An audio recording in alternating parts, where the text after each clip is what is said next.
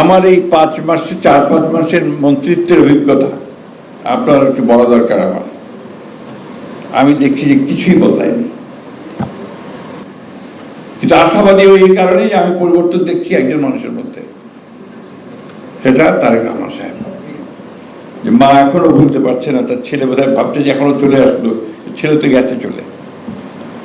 সেদিন পার্লামেন্টে একজন মহিলা এমপি, নারী এমপি, তার সন্তানকে তিনি হারিয়েছেন।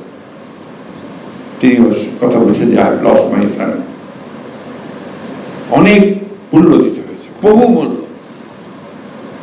এখন আমরা যদি এই মূল্য দেওয়াটাকে ধারণ করতে না পারি, সেটাকে সামনে রেখে যদি আমরা আপনার পরিবর্তনের চেষ্টা না করতে পারি, তাহলে তো আপনার এই মায়ের এই অশ্রুধারা, এই রক্তস্রোত এমনি এমনি হারিয়ে যাবে।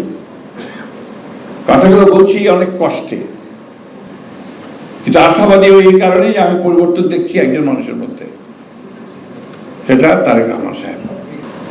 একইভাবে আপনার যারা ঘুষ খেত, তারা ঘুষ খাওয়ার ফোন দিতে কি করছে, একইভাবে যারা আটকে দিত ভালো একটা কাজকে আটকে দিচ্ছে, একইভাবে ওই যে আমি বললাম যে আপনার ভোল পাল্টাচ্ছে, পাল্টে দিয়ে চলে আসছে।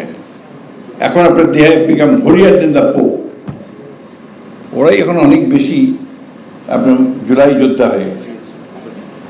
এই কথাগুলো আক্ষেপে বলছি এই জন্য যে আমার বয়স অনেক, আমি তো সত্যিকার অর্থে এবার পরিবর্তনটা দেখতে চেয়েছিলাম, এখন পর্যন্ত সেটা আমি দেখছি না আমাদের মধ্যে।